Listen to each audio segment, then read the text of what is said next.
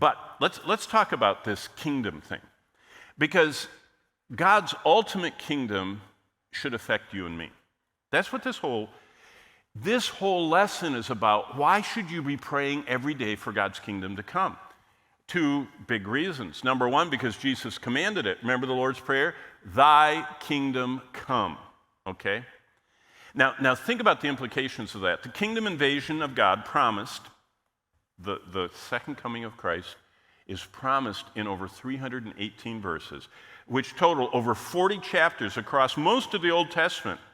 But it's launched right here in chapter 5 with Jesus taking this scroll. That's the launch of this kingdom, of him reclaiming the earth from the devil.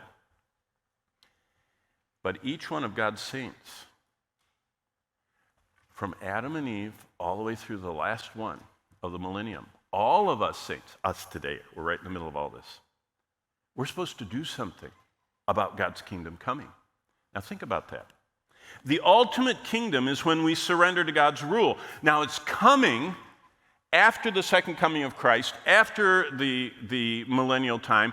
Finally, God's ultimate kingdom where no more rebellion, no more Satan, no more evil, it's all here.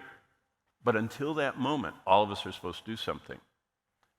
And what we're supposed to do is right there on the screen. Each day, each of us are to, in the Lord's Prayer, ask God to rule our life. Remember, thy kingdom come, thy will be done. Now the big question is, the real quiz, instead of having the fact of the week from, our registrar and take a little quiz, do you know what the real quiz, the most important quiz we should take? Have you surrendered to God's ultimate kingdom today? Him to rule in your life today? Today? That's God's goal for every believer of all centuries, throughout all time. All he wants is for us to check in with him. One of my favorite ways of doing that is in 2 Chronicles 16. And right in the middle of this prayer, and this incredible passage about Asa and the coming of all the Ethiopians up to fight Israel, God says something. Oh, I love that verse. The eyes of the Lord run to and fro throughout the earth, looking for someone whose heart is completely focused on me. Did you know God, this morning, while you were still sleeping, was hovering around your dorm room bed, waiting for you to wake up and see if you'd go, I'm up, checking in. I want your will done in my life today. I want to do my part in bringing in your kingdom. There's no limit to what God can do with you if you'll just check in with him every day. Now he goes on.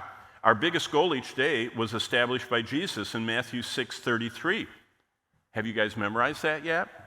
It's an Awana and probably a cubby or a gopher. What is the word of life? Gophers? I don't even know what they are. I'm too old. But do you know what Matthew 6:33 says? I do know that. Seek ye what?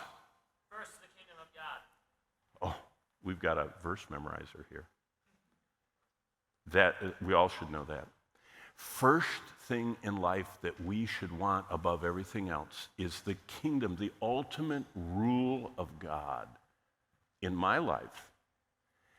And I'm going to be a part of God launching his return rule to earth promised all the way through the Old Testament and the scriptures. That's huge.